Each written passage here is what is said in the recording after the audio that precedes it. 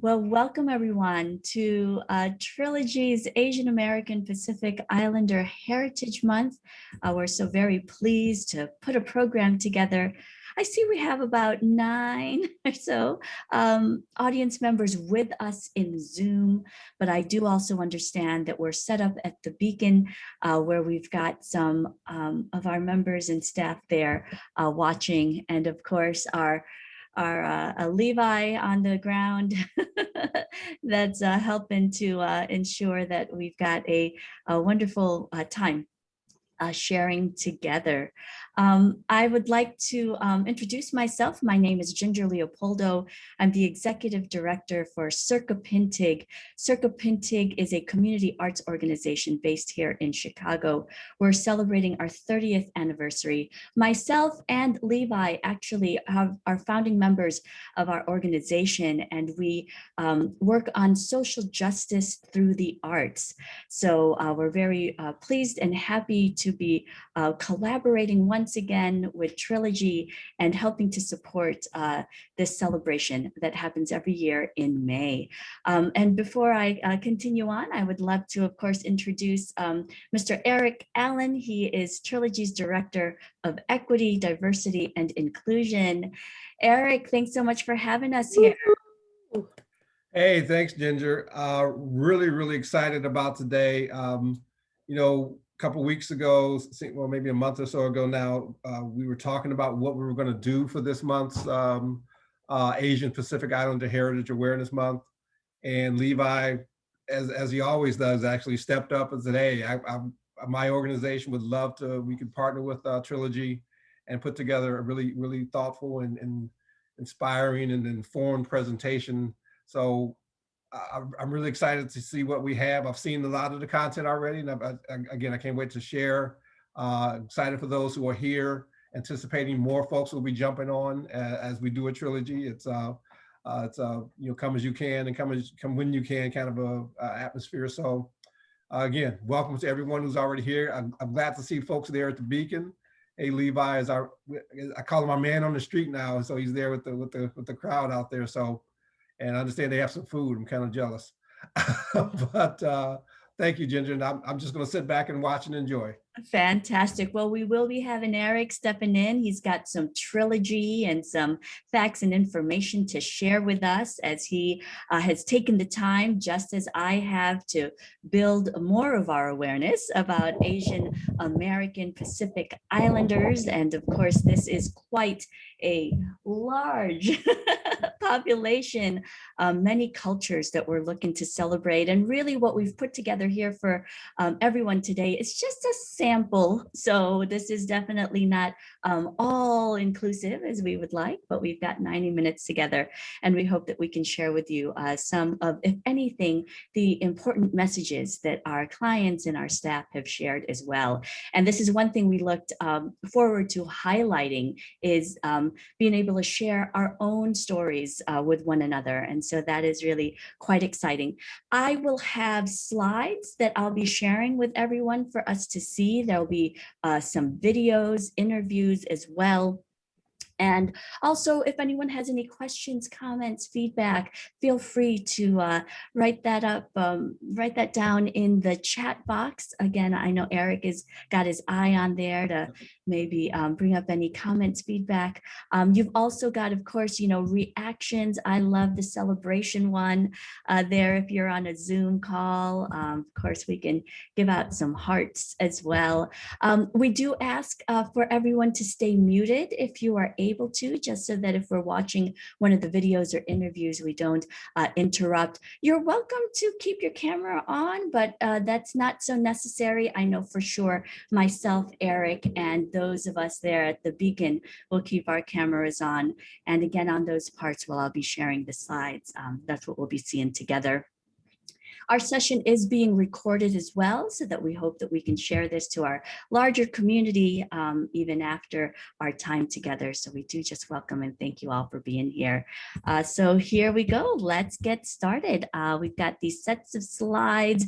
We will most likely be able to have this available for others as well. So let me just make sure I'm presenting in a great way here. So welcome.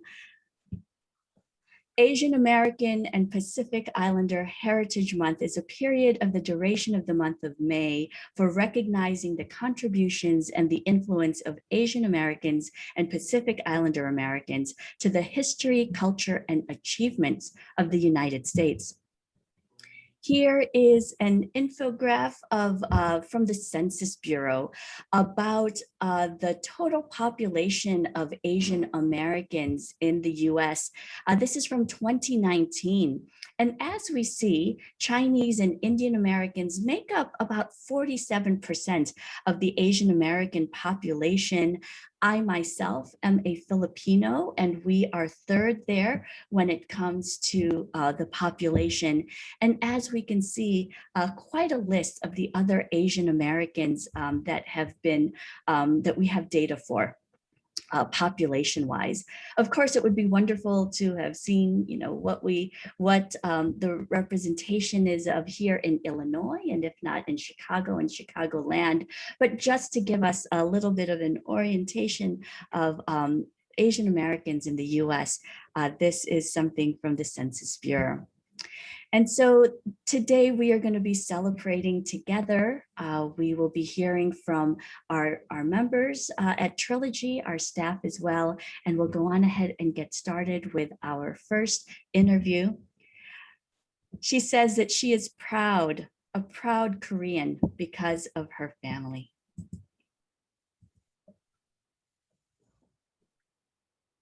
I am proud. And this is kind of live, so sometimes we might have to pause and reset. So here we go. My name is Sunny Chun. I am proud of Korea because of my family. Her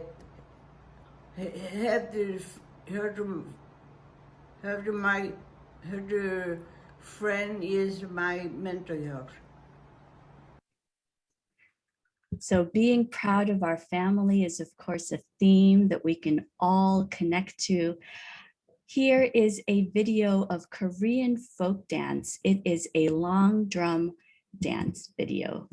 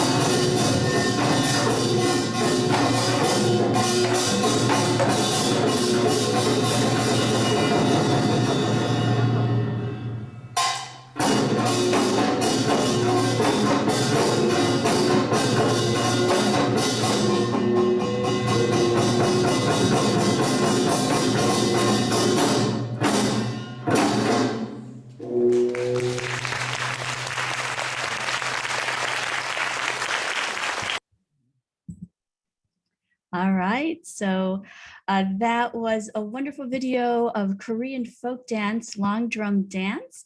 I just wanted to make note that the Chicago metropolitan area had about 100,000 Koreans, ethnic Koreans. The growth of Koreans in our community is concentrated in Albany Park. And from 1990 to 2000, the Korean population grew by about 28%. The Lawrence Avenue segment between Kedzie and Pulaski Avenue is known as Seoul Drive, and that was back in 1993. Circa Pintig is a nonprofit organization, partners with many other organizations in Chicago, including the Hana Center. Hana is a Korean word that means one, and I've included their website information there. They provide wonderful services for the community. So comments, feedback about the long drum dance. Eric, did that come through all right? Came through great. I loved it. It's interesting. I remember you shared the first 20 seconds or so the other day. That was amazing. That's amazing. It was, you know, as we were curating videos and things to share for our event, I thought, oh, you know, we're maybe familiar with some of the taiko drumming or even the Korean drumming. Again, the Hana Center, they actually have a troupe of drummers. We may have had them invited in the past before as well, but I thought this one was a really wonderful video because it shows dance and music kind of in one. It was pretty amazing to watch. All right, so we sorry, I'm great. Sorry. Go on ahead. No. I'll just trivia. Oh, okay. Yes. Well, we do have times for our trivia, and let me just make sure I get to our next slide. And here we go. So, all right. We will be continuing with hearing from our community members and going back to our set of slides. And again, feel free to make comments, feedback in the chat box so that you can also participate and engage while you're here in the Zoom call with us. We've also thought to gather various images of food, because not only, of course, is our sharing of our identity and our community, culture, our family, our values important, but of course, food is something that we can enjoy. And so I do have a variety of food images here. Eric, I've thought to maybe manage information by just posting things in the chat box. Oh, I love that. Yeah, thank you. See, and that way that we can all kind of see also the links for where we are getting these sort of images. So here we see some Korean cuisine, Korean fare, and again, when we're thinking of Asian Americans, we're talking about many different cultures. And so what are some of the, if you can see there, Eric, what are some of the foods that I posted up there that we're looking at? Let's see. Is that Get in the chat box. I posted a list in the chat box. You sure did. Let me get back to my chat. Where'd it go? Right, I'm trying to find my chat too. Oh, there it is. Oh, there it is. Right. You have, oh, it went away. Is it there? Looks good. Robert says it looks good. Sarah says delish. Whatever it is looks delicious. Yeah, classic Korean. Are those dumplings? Dumplings. You have japchae. Yeah, japchae. Those are the noodles, I believe. Japchae noodles. Beluga.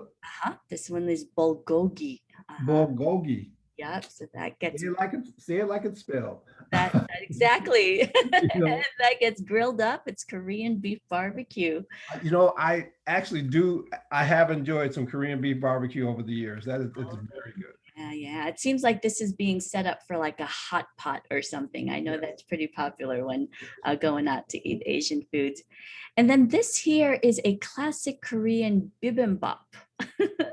So it's rice, veggies, egg, But yes, definitely. And if you have a favorite Korean dish, please type that into the chat box and share with us. If you know of any great Korean restaurants that you recommend, you can also feel free to share that with us. But wonderful. All right, here is our next video. Our next video is an interview with one of our members, and he says that he is North Indian, and he's proud of his religion for being nonviolent. Let's listen.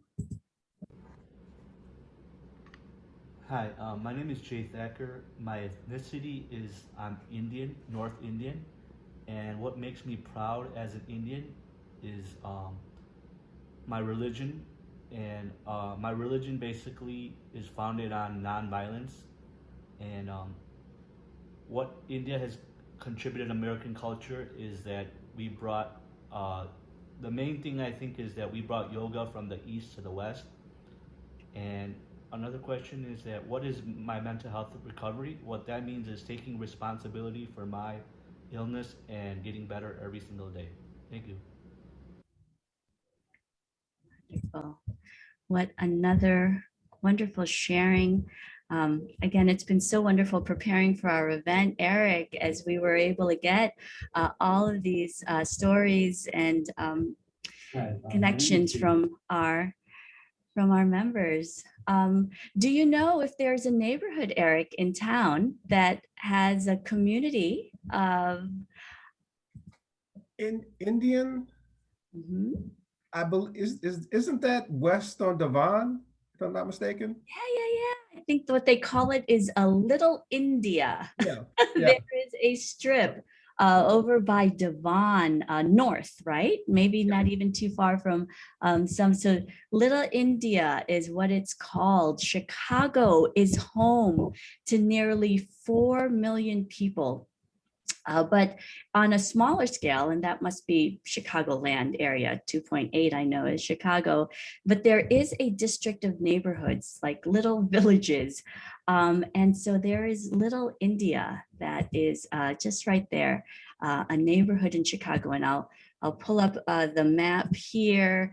We can see, actually, I'm not sharing my screen right now, but we can see that Little India it stretches, it's part of, it stretches from like Damon Western around there. So just like we did with our Korean sharing, we are also going to take a look at some Indian fare. And let me just get back to Sharon. So here we go.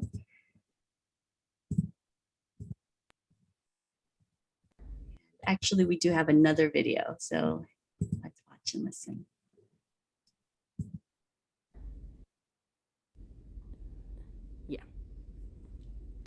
Hi, my name is Roma Advani. I'm a client at TRILOGY Behavioral Health, for which I'm very grateful. I'm here to give my response to some questions from my caseworker, Rekha. I guess the first question is, what do I like about being Asian American? Well, I have to say I really like having being Asian American, because I think that both cultures, the Asian culture and the American culture, have so many good qualities that they can share with each other. And they also have, each respectively has very many bad qualities that they can help get each other rid of. The Americans can help the Indians get rid of terrible things that are part of Indian culture, like mental illness stigma, which is something that I've experienced my whole life. And the Indians can help Americans get rid of very terrible things like substance abuse, which is more common in American society than in Indian society. So I think they both have a lot to offer each other. And I think the combination of the two can make a powerhouse person. If you have the best qualities of both cultures and you eliminate the negatives, I think you can really have like a really great generation of people there that can accomplish a lot, if that could be done. I didn't know that it was Asian American month this month, but it's very gratifying because there are many Indians in America, and I think it's great that they have a month that celebrates that connection between America and India. It's a very strong connection, and whatever can be done to facilitate that or help it or forward it or better it in any way is a very positive thing. Mental health is very important to me because I unfortunately have struggled with mental illness since childhood, and as I said before, there was a great deal of stigma with my parents about mental illness, and they refused to let me get help for my problems out of ignorance and backwardness, and that caused my life to spin totally out of control. It's still out of control because now the problems have piled up like crazy because I'm almost 60. And so it's 60 years, or actually, well, at least 55 years, solid years of problematic living. I think mental illness awareness is just very, very important. The brain is like any other organ. It can malfunction, and if you don't fix it, it just won't get better. It's like having a broken leg and just hoping that it'll just somehow heal itself. That's not going to happen. It's not reality.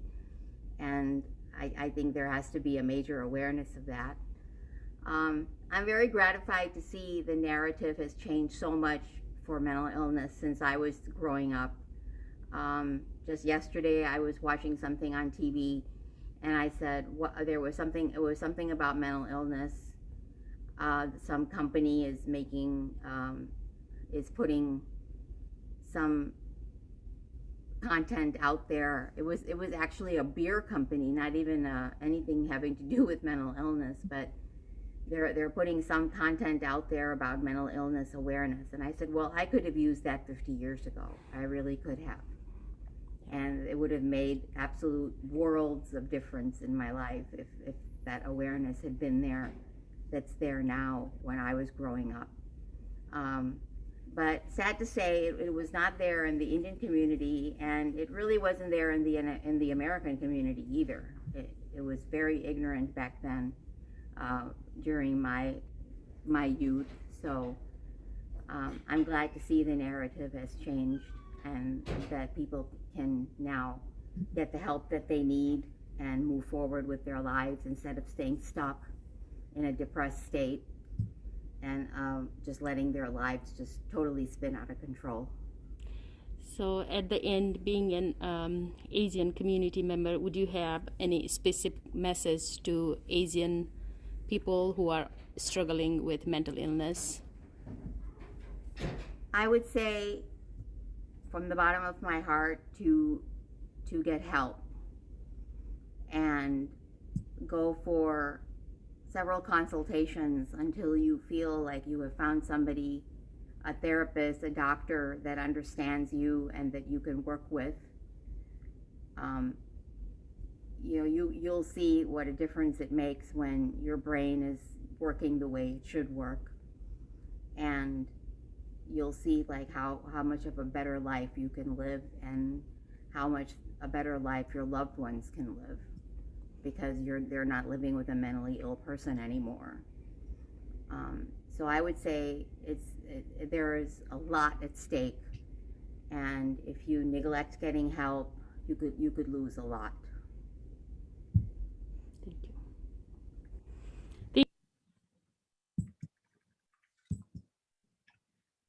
All right, another wonderful interview, and being Indian American, I really appreciate and value what she had to say about how both cultures, Asian and American, have the good and bad qualities that can help to make things like mental health stigma and substance abuse better. And it was so wonderful to hear her share about kind of how some things have changed for the good. Eric, any thing to make mention of in the chat box there? I think, well, I just was really impressed by her vulnerability and willingness to share. We just left the food discussion. So Jahira, our executive admin for SAM, mentioned a place out on 4500 West Armitage. Okay. She said the food is amazing. What's that called? Gugu's? So, all right. Well, Gugu's Table. So that's new to me. I got to get out there and try that there. Thanks, Jahira. And you put me on the spot there, Ginger, about the Indian neighborhood. But I do recall I went to Loyola up in Rogers Park for undergrad and grad school. okay. So I used to walk west on Devon all the time, and found some great eateries out that way that were Indian themed. So I was like, oh, that's got to be the area. So And I think it is. And again, I'm just kind of doing some Google searches for us around I love it. Chicago, Little India. It's just right there, as we know, on Devon. And not only is it Indian, but Pakistani shops and eateries and businesses as well. Yeah. So it's west of Devon and North Sacramento. So Yep. yes. And as you say, yeah, strong words, and how so very grateful we are for her sharing. Yeah. And I think we talked before we started the presentation around why do we do these celebrations of various cultures, especially from the mental health aspect, because all of these cultures, I mean, mental health is it's common across, it's not discriminatory, right? It impacts anyone. And, but there are definitely different cultural, I guess, responses to it, some better or worse than others, but we all have it. It's part of everyone's, the entire tapestry of the world. So it's really about bringing awareness. And I really, really appreciated her vulnerability there. Yes, I appreciate it as well. Some of the work that Circa Pintig has been focused and committed to doing as well, delves into the research and study of mental health and disability. And we've had a wonderful partnership at UIC with the Department of Disability and Human Services of Disability, and it's DHD. Anyways. They're one of the only programs in the country that actually has a PhD, a doctoral study program in disability studies. A great program over there. Yes. Well, Dr. Rushi Hasnain has partnered with us as a community org to have her students interview community members in Asian American communities to talk about their mental health and disability. And from that, we developed the stories, monologues, and scenes. Our last production prior to the pandemic was actually our third version of Silencing Stigma, Reclaiming Life. And it really is a platform to share these stories, a way for people to process and to create dialogue around.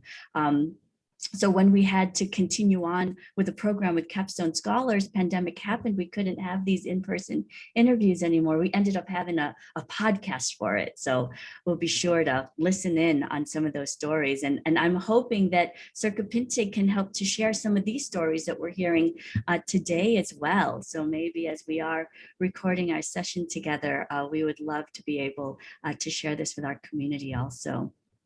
Love it. So here we are, back to food. Food is, of course, in some ways a way for us to heal and process. But what we have here are some Indian dishes: masala dosa, Indian shots, chicken tikka, samosas, chicken makhani. This is a butter chicken. That's this one here in the middle of the right-hand side column there, and then aloo gobi, which is a potato and cauliflower. Eric, do you enjoy Indian food as well? I love it. I have my favorites. How's that? Yes, yeah. Love the spice. Love some of the spices.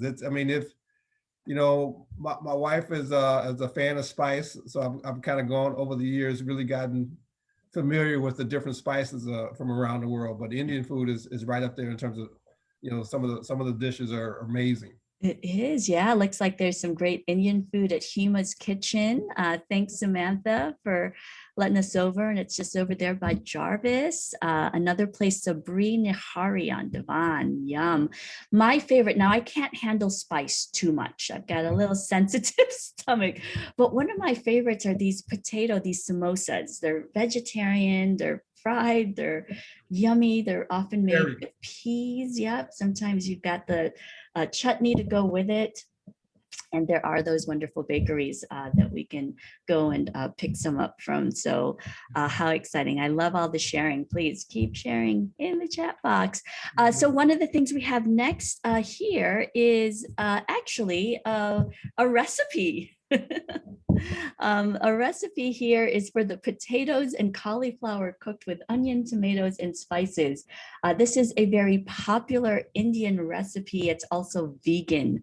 And so when I was preparing the recipe for this, I was hoping, you know, a few ingredients, but as we see, there are all kinds of spices and seasonings that go into this wonderful dish. Shall we take a look at the video, you think, Eric? What do you think?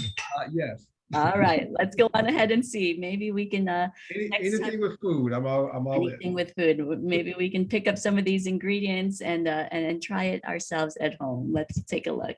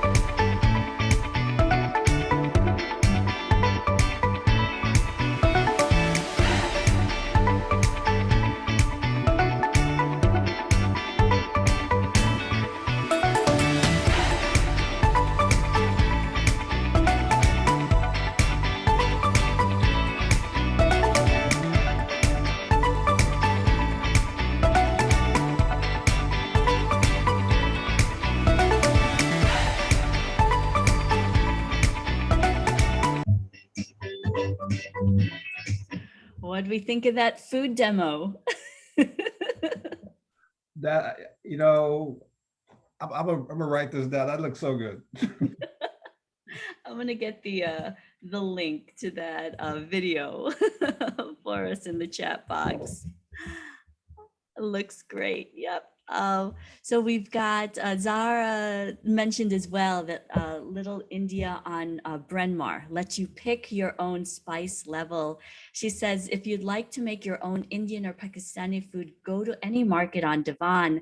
They have pre-portioned spice packets with instructions on the back. This is her mom's secret. Sean's market. So how fantastic. And thanks, Angelica. We thought that was a great video as well. You know, as we were, again, curating some of the ways that we can put our program together, we wanted to help represent and reflect, you know, not just our stories, but also a little bit about the culture. We're going to be going right into our trivia next. How are we doing with that?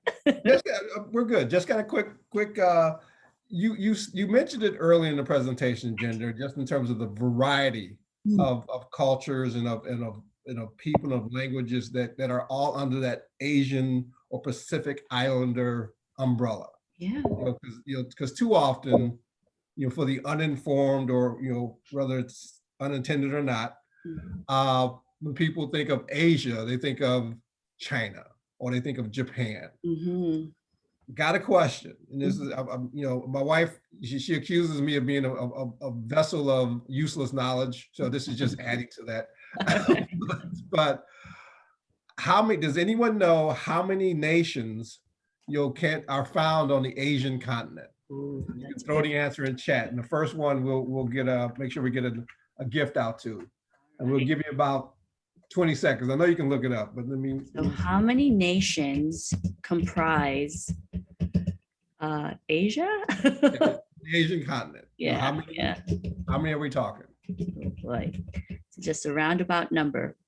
Anybody know? Throw a guess out there. 35, I see. 40. Angelique got it. Angelique. Woohoo! Angelique, 48. That's a lot of peoples. They're 48. And they roughly, well, I'll do the follow-up question. 48 nations. So what percentage of the world's population do you think they represent? What percentage of the world's population do those 48 nations comprise? Anybody got a guess? Ballpark? Amanda says. We got Amanda and Zara. Amanda says 80%. Zara says 70%. It's a little high. That's a little high. Rain I'll says, give you about 10 more seconds. all right. Oh, we're going down. 55. That's close. All right. 5 more seconds. 52. Percent. Angelique, she's quick. Look, I'm on it. I'm here. Yeah. Can you She's quick on Google searches. Oh, can they hear us? I don't know. It's 65. I mean, Did they hear us? 59.5% in the latest census data. I mean, think of that. 60% of the world's population is in Asia. I mean, that's just, it's massive, in terms of, and the variety that's there. We've only talked about what, 3 cultures, so far: Korean, Indian. Just a couple, actually, yeah. So, I mean, if you go through that list, if you find a list of nations, and I'm sure there's some nations on there that people think, oh, that's Europe. No, it's not. It's Asia. Right. And so the variety, the depth of culture, just the history that's there. I mean, they literally, one of the client videos talked about, India bringing yoga. Now I know who to blame. All the poses I can't do. So things that are part of our everyday culture here, from food, activities, language, it's the variety and the depth of culture is stunning to me. And I'm It is. Again, just doing some reading, preparing for today is just furthered my my affinity for that part of the world. Of course, you all see my picture. I was somewhere in the Pacific Islands in my background. So. Yes, and so those are just Asia. So we're talking about Pacific Islanders. Pacific Islands next. We'll do that the next. All right. All right. I will ask Eric, what was that final number again? You said that's the population of the Asian continent. It's 59.5% of the world's population. In terms of total numbers, it's about 7.7 billion people. Wow. And so that's about 7.7 billion. Got it. All right. Well, thank you so much for the fun fact. We are all brighter and smarter because of it. Well, I don't know about you all might be smart. I wanted to share a little bit, if I could. Circa Pintig is a nonprofit organization, and we've been funded for the past few years by a couple of grants, the Resist grant for the social justice work that we do, and also Asian Giving Circle. And so Asian Giving Circle is part of the Chicago Community Trust. And I'm just going to put a list of the grant recipients on here, because if we're looking for other organizations that provide social services for Asian Americans and our community, it might be worthwhile to take a look at the list that is here. So again, just wanting to make sure that we're, giving shout outs to the other organizations that do very good work for our community. And what a great opportunity to do so. So we are continuing on. Thanks, Eric, for the trivia question. There are a few more of those. Angelique is our winner for that first one. Fantastic. We'll talk about prizes in a moment. Now we're going to hear from one of our staff members. She talks about how food, and we've been watching some food videos and images, but she says that food is a common Vietnamese love language. So, I don't know how it is in your family, Eric, but your parents love you. They might be strict on you, but they love you because they feed you. There you go. They might have just, made you go and do your homework and, too busy to hear what you have to say, but they're going to feed you, and that's love. So let's listen. My name is Van Lay, or more correctly pronounced Lay Thi Tan Vong, and I am a first-generation Vietnamese American and the clinic supervisor at the Trilogy Heartland Integrated Health Center. AAPI month is super important because it is a reminder that Asian Americans are not a monolith. A lot of issues and struggles that our communities face is often obscured by the model minority myth. In truth, Southeast Asian Americans are facing other systematic marginalization similar to Black and Brown communities, like deportation and incarceration.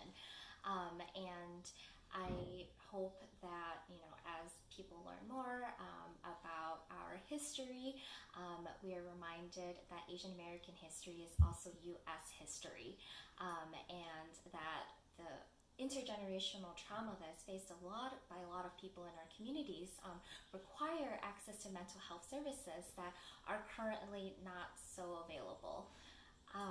But in terms of contributions that I'm proud of, I would have to say food. Food is a common Vietnamese love language.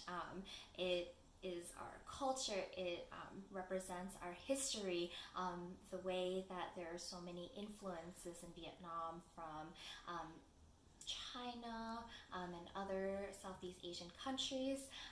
So if you haven't eaten Vietnamese food before, do yourself a favor and head over to Argyle. It's just a few train stops away from 1400 West Greenleaf. If you ever need Rex, just hit me up. Thank you so much for listening. Happy AAPI month. All right, Argyle, another neighborhood for us to explore. I see that Zara mentions how, yes, a Pakistani dad wouldn't ask how we're feeling or doing, just simply, did you eat? There's a comedian who talked about food and love and parental love. He said, your parents nowadays put these little love notes in kids' lunches, say, I love you. He said, old school parents, you knew they loved you because they gave you lunch. You got something to eat. Yeah, that's how it is. That's how they are. Yes. No, how wonderful to hear from a staff member who also is proud to share and speak about her heritage. And so going back to food, because again, that has been quite the theme of our first hour so far. We can take a look at some of this Vietnamese cuisine. And there's actually now, Eric, I don't know how much of this I'll play. We might not play the whole video, but we were able to curate and find a video. It's about 10 minutes, so we're not going to go all into the 10 minutes, but we'll see that there is this Argyle food tour in Uptown Chicago. Now, I grew up in Uptown, and I know just before our event started, I was telling you about how I thought, oh, Chicago is such a diverse city. You know, I came here at the age of 5 in the late 70s. And I thought that there was just so much diversity in our city. And that's because I grew up in Uptown. You had people from all over the world living in my neighborhood. But of course, not until I started working out in schools out in the South and West sides did I realize, maybe Chicago isn't as diverse as I thought. But we do definitely have lots of cultures to celebrate here. What do you see as far as Vietnamese foods go, Eric? Any of these you've tried? You know, that's interesting. Not a lot. I haven't had a lot of Vietnamese food. What is this? Looks like this just sounds good. I don't know if you eat pork or not, but baked pork with pears. What? Sounds that's interesting. Pork cutlets on lemongrass stems. Okay, yes, I'll have some. Vietnamese vegetables. Vietnamese vegetables. I work with international students as well, and many from Vietnam, and they speak about how, of course, France had quite an influence in Vietnam because they had been colonized by them, and so some of their cuisine has quite a lot of other flavors as well. And as she mentioned in her interview, you know, there's a lot of different influences. So this looks great. Well, let's watch just a couple of minutes of our food tour on Argyle video so that maybe we can be on the ground, and then maybe we can check in with Levi and everyone there at Beacon after we watch this to see how things are going there, because it's like almost lunchtime. So maybe they'll show us if there are any special treats to enjoy. But let's watch this video next.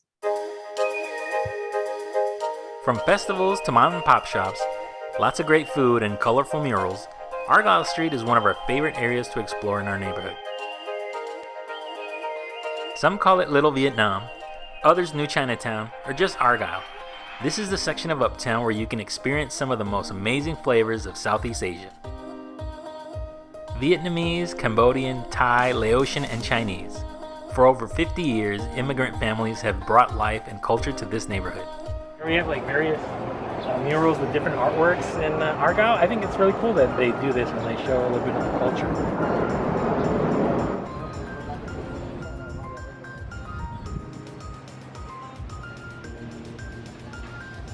Did we mention we love to eat around here? You'll have a seriously hard time choosing, but when in doubt, start with Tank Noodle. The restaurant is famous for their pho, but you can't go wrong with anything on their menu. Like the beef fried rice, or their combination vermicelli bowl.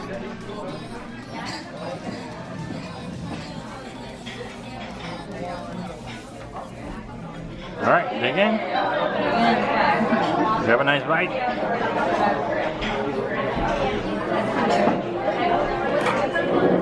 So how is it?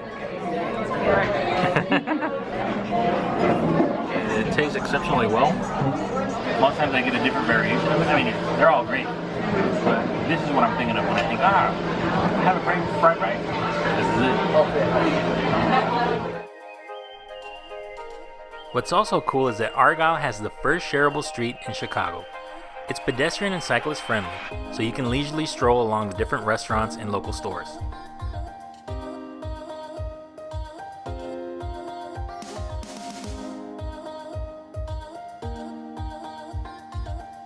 One of the stores you can check out is Q Ideas. They have a good selection of plants, planners, as well as plates and affordable houseware. If you're a blogger looking for props, do come here.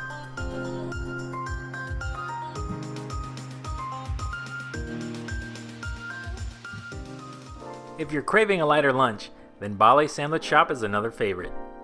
They're famous for their banh mi, but they also have lots of homemade snacks and sweets. Which one do you like? It's like the steamed ones. What is sticky rice?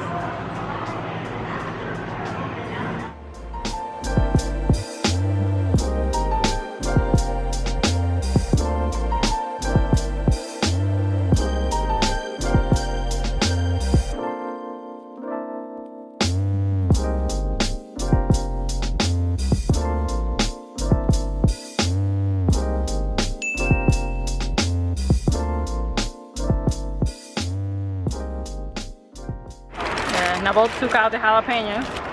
Why did you take out the jalapeno? I ain't eat no jalapenos. I'm making a lot of bread on this one. Yeah, that's good. And it adds a really nice freshness to the sandwich. And then obviously cilantro and all the other stuff, so it's good. Oh, that's good. Yeah, I think it was barbecue board. Yeah. That bread is really crunchy. Really good, right? Yeah, it's good. It's a lot of meat.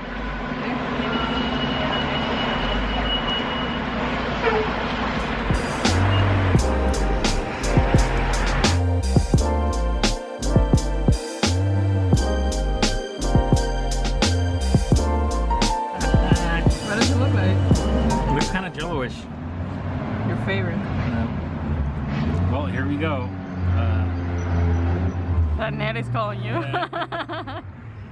Just in case, I'm not a real big fan of Jello. So I'm kind of hesitant, but I mean, it looks good, so I'll try it.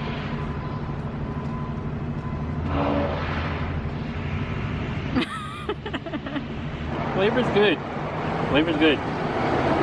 Like you can taste the honeydew melon, and you can taste the coconut. But I'm just. You're not yellow. Yeah. Now, let's see what Maria thinks about this. All right. I think we should go on a food tour next. Oh my God. No, I'm double vaccinated now. It's been past the 2 weeks. I'll Exactly. still wear my mask and still practice social distance, but watching them makes us want to go out and make our own little food blog. Yeah, just So I have some facts in here about uptown Chicago. Again, we know this area, and of course, this is where Argyle is, where what is known as Little Asia in our city here, one of the neighborhoods to enjoy. Yeah, any comments, feedback about Vietnamese culture? Someone is very hungry now for banh mi. I'm starving. No, I know. Yeah, the sandwich shop. So we did get a chance to see a noodle shop and then a sandwich shop, and someone even had a chance to try their dessert. So fresh fruit, coconuts. Sounds delicious. Guess what, Eric? It is time for our second trivia. Okay, now so we talked about Asia a little bit. So obviously we're gonna just do a little highlight of the Pacific Islands. And again, when you start looking at stuff, and you always hear these terms. You go, okay, what does that mean? What are Pacific Islands? Can anyone name? Well, first of all, do we know how many nations comprise the Pacific Islands? Does anyone know how many? That's separate from the Asian continent, Right, of course. separate from the Asian continent, the Pacific Islands. Okay. We'll see what comes across in chat. How many are there? Give it 10 seconds so you see how quickly people can search. No one? 5 seconds. There you go. Somebody who posted that? 11. Erica. No, sorry, Efren. There you go. There are 11 nations. 11 nations. All right. But can someone name 2 of them, 2 or 3 of them?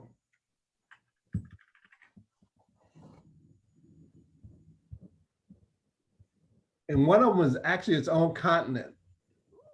Really? That's right here. Ah, we're learning today. I think it's a continent. Now that I say that out loud. Yeah, they're down under there. Indonesia and the Philippines. No, that's part of Asia, actually. That is, yes. I had to look that up myself. I thought the same thing. I thought the exact same thing. I was like, oh, it's not. Duh. Not.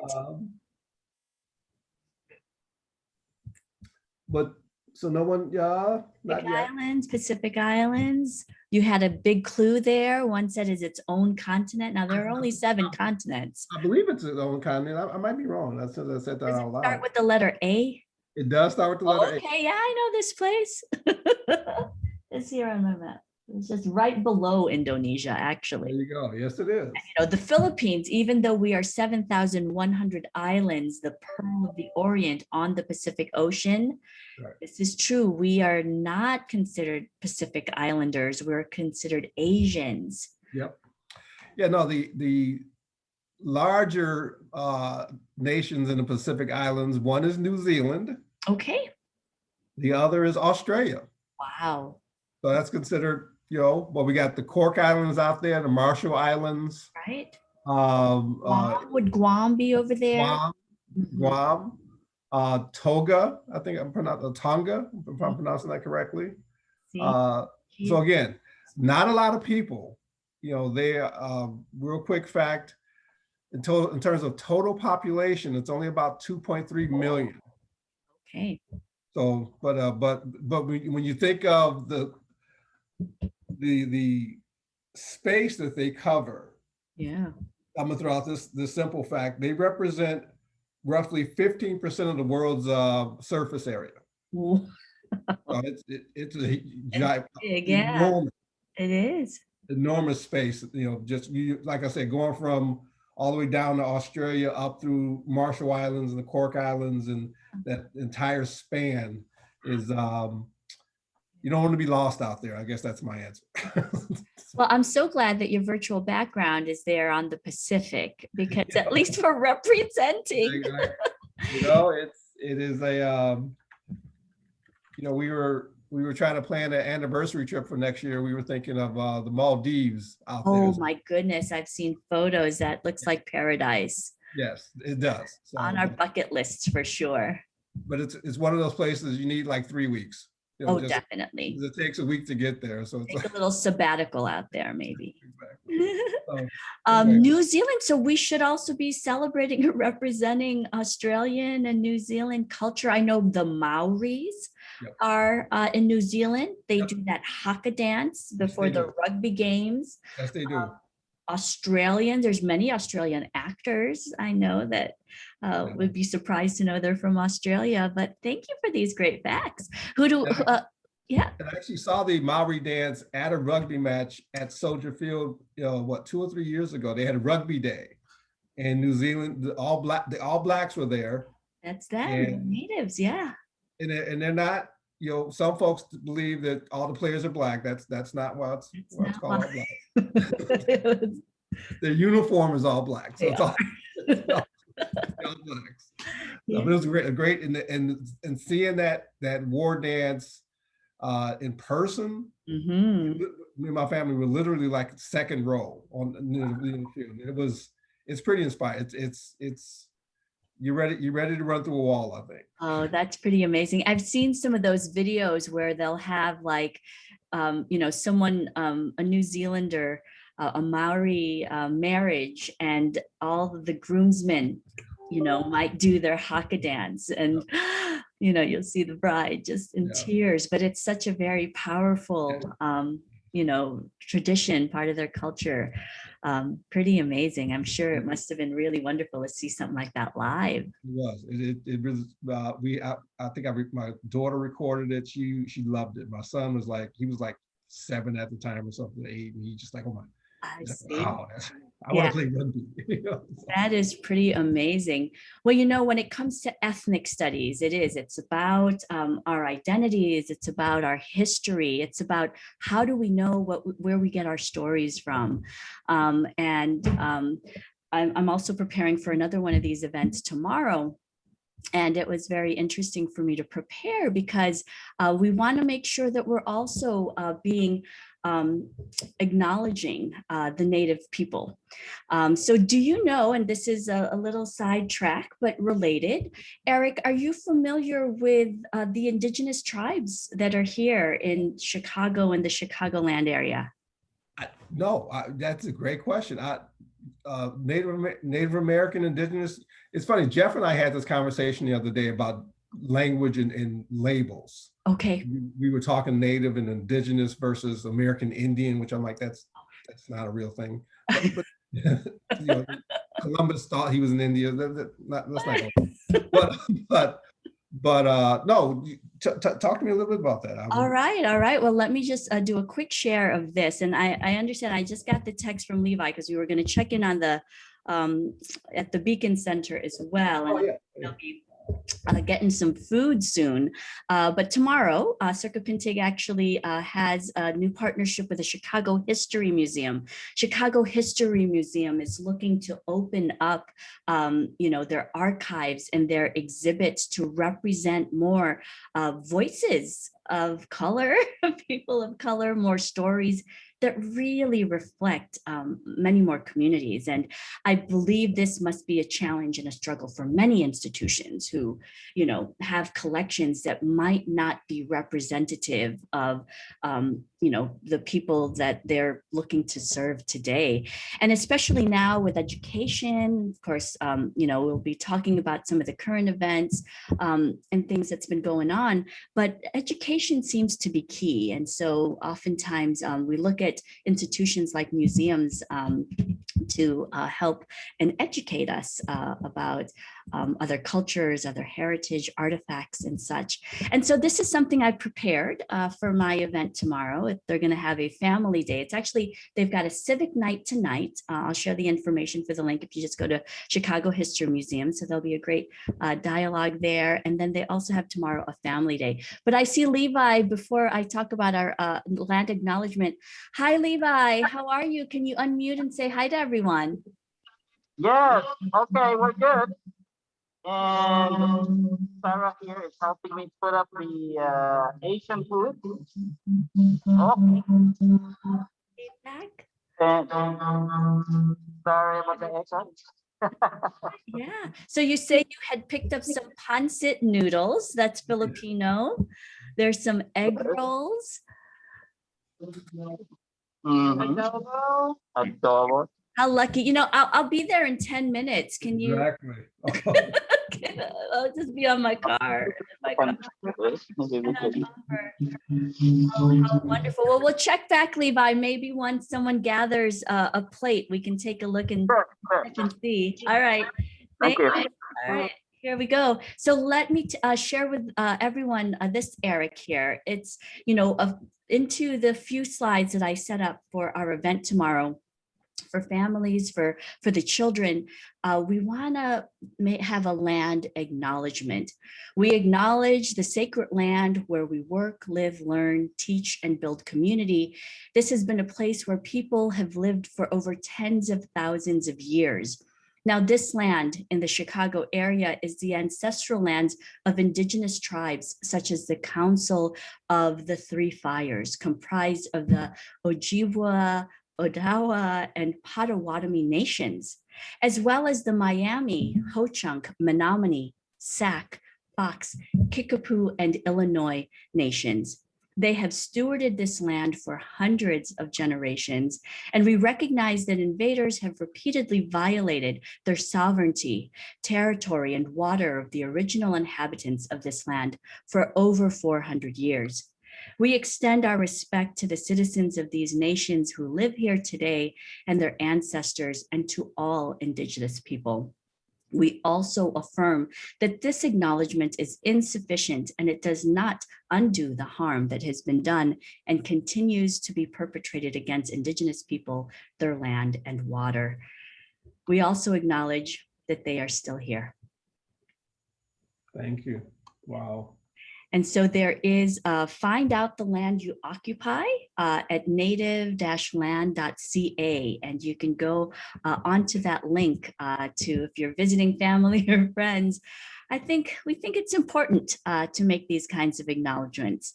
And I know more and more, as I'm participating in community events, as we're just trying to build more awareness and be more inclusive, diverse, we think about even our nouns, our pronouns, how do we call ourselves, right? And acknowledging the people that are marginalized. BIMPOC was a new term I learned this year. Black, Indigenous, mixed people of color. And so I think with the community work we do, and of course with the communities we serve, I think it's so important for us to continue to educate ourselves and share this with others. So, Yay. All right, we are continuing on. We had our second trivia question. We are about 45 minutes more into our program. So let's continue and zip right on through to see what is next. So we were able to receive 8 videos. Those were interviews from Trilogy clients and staff members. And did you know that about half of those who were interviewed are Filipinos or have Filipino heritage? And how so wonderful that, again, Circa Pintig as a community organization is here to help and share with Trilogy. And so I did want to introduce our organization again. We're celebrating our 30th year, and this is our 30th anniversary video that helps celebrate the social justice and community arts work we've been doing. So let's watch.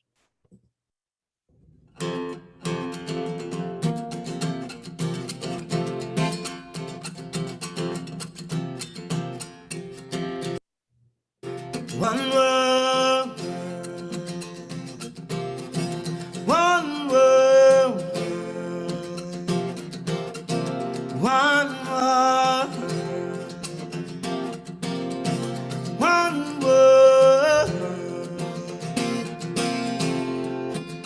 The wind calls out to me, I open up my eyes and face the task at hand, for tomorrow has arrived. Stars have written notes upon the paper skies. There's not much time left now, for tomorrow has arrived. 'Cause this is one world we live in, one ground we stand on, one sun to guide us, one name we're taking, one world we're sharing, one love contains us, one trip that takes us to one world of peace. We are the guardians of life's eternal stream. Our very own children are building on our dreams. What if tomorrow was a barren, wasted land? Where would our dreams be? What hope could we see? The trees are rustling leaves and whispering to my ears, it's time for us to be together on our way. Birds glide out to sea, they're crying out to me. Tomorrow has arrived, that tomorrow is today. 'Cause this is one world we live in, one ground we stand on, one sun to guide us, one name we're taking. All right, and that is our little 30th anniversary music video. The music there was called One World of Peace. And of course, that's definitely something that we want to share with everyone. Did you see pictures of Levi? He and his family, he's got his children. And this, again, I feel so fortunate to have been part of this organization. Again, it's 30 years now is what we're celebrating. You know, Eric, I grew up in Uptown. I immigrated from the Philippines. I am what you call a 1.75 generation Filipino American, because I'm not quite, I wasn't born here, but I was young when I came here. And mind you, did I tell you that when I was looking through our social studies book, maybe in middle school, the only thing I found about the Philippines was the fact that we were barbarians that needed to be civilized. This is, in the 80s. I mean, yeah, all right. But like, that always had kind of resonated with me. And isn't that, it's unfortunate. Well, I shouldn't say unfortunate. It's just the fact that, history is too often written by the victors, so to speak, by the people who dominate or who control the communication. Because, to your experience, my first really real African-American studies class, I was 20 in college. Nothing in grade school, nothing in high school. And so I think I was like a junior by the time the course was available at Loyola. So it was just, and then you learn there's more to our history than just slavery and the civil rights movement. I mean, it goes back centuries, right?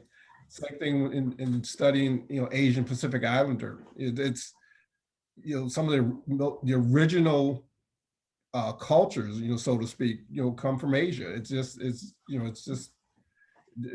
Yeah. I don't think too many, enough Americans, from this continent know this. And I think that's again, this is the reason for these type of events, to raise awareness, just raise, the understanding of when you say Asian Pacific Islander, what that means. And just, again, the wide breadth of who that includes is stunning to me. Yeah. All right. Well, thank you for sharing that, Eric. Now, I see Levi is kind of panning again the various foods. I see again, rice, of course, is a main staple. There is adobo, I believe this is. Adobo, chicken adobo, that's kind of our national dish in the Philippines. Of course, the Philippines has had many influencers, might I say, colonizers. A lot of things happened, but for about 300 years or so, we were, colonized by the Spaniards. So many of our names you'll see are Hispanic, so to say. And so, but yeah, rice, adobo, pancit, our lumpia, those are our egg rolls. I see some of those represented there at the Beacon Center. I'm hoping that everyone's enjoying and getting their plates. How we so wish we were there, but we're here and we're happy to be here as well. We're continuing on. So now we're going to go into hearing more from our Filipino Americans, those who are part of Trilogy. And here is our next video interview.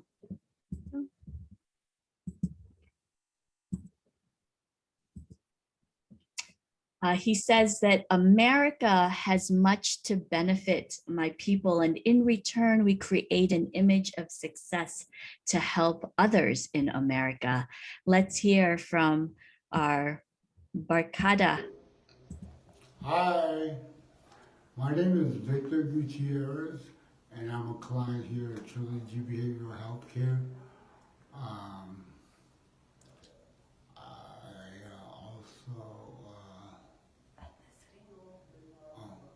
Filipino American. How important to you is it to celebrate Asian American Heritage Month?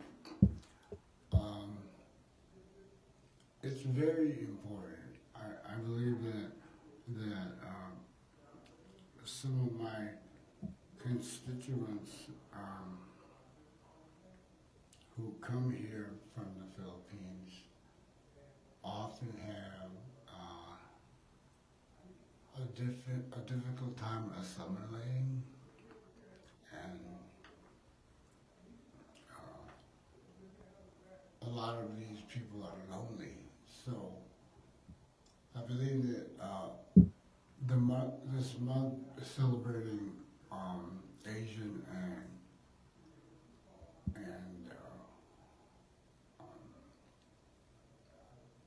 Pacific Islander allows people to network and find friends, so they won't be lonely anymore.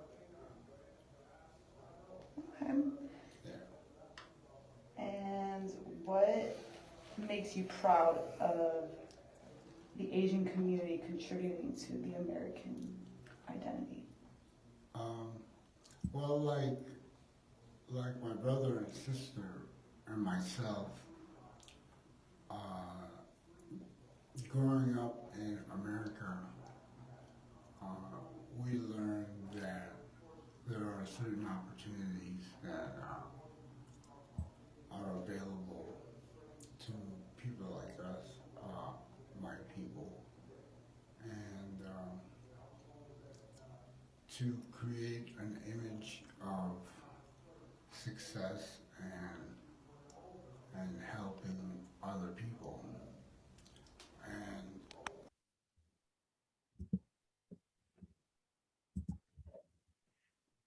all right. I did really value the things he had to say. And again, this is one of Trilogy's clients, Trilogy's members. And again, he had mentioned how America has much to benefit immigrants, people who are coming here for a better life. You know, we think about the American dream. And in return, he says that they want to create this image of being successful so that we can, in return, help others. And that's really a wonderful sentiment. And I think one I can relate to as well. Yeah. Eric, there is a new Teach Act. Have you heard, are you familiar with this Teach Act? It's a bill. There's actually been a lot of wonderful support for it. This is, of course, in Illinois legislature. It is the Teaching Equitable Asian American Community History Act. And this will require that Asian American history is taught in Illinois public schools. So no more little 10-year-old gingers seeing that, you know, you're just barbarians. Right. And that's equity being equity and just fair access to real history, right? To really world history and what it is, you know, and then given that, you know, America is this collection of many cultures, we absolutely need to be teaching, you know, the history and the information that comes along with those various cultures. I mean, we just need to know that. Definitely. And as we mentioned, and as we learned today, that's such a big part of the world. And it definitely ought to be represented. In the chat box, I'm just sharing with everyone just information about this Teach Act and also some additional links and even videos. So there is a whole PBS series, a docuseries that has been released on Asian American history. And not only is this good for our educators, but for our families, our friends, our community. And you can see some of the shorter videos. You can have free access. So I'm here just sharing what's been shared with me, but free access to some of those videos so that we can continue to educate ourselves and learn about those histories that may not have necessarily been represented in our history books. So continuing on into our program, we have our next, we've got a Trilogy recovery counselor, Letty, who will be up next, and she's going to share with us as well about how important Asian American Pacific Islander Month has been. And so Letty is a Mexican Filipina, so she has 3 cultures at least to celebrate. And so let's watch Letty next. And let me see if I am presenting. All right, here we are.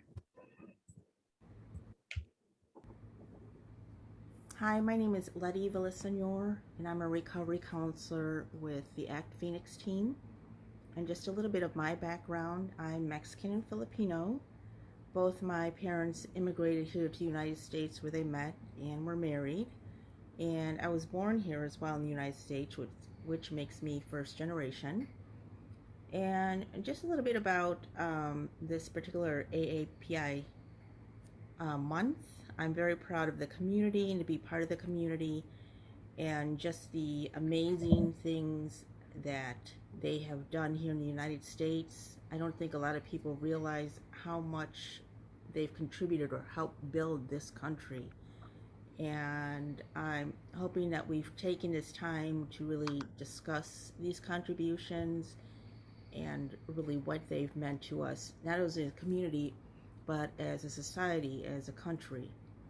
So I'm also hoping to take the time as just to address, I know the last year has been hard, but it's really been difficult due to all the hate crimes towards the AAPI community.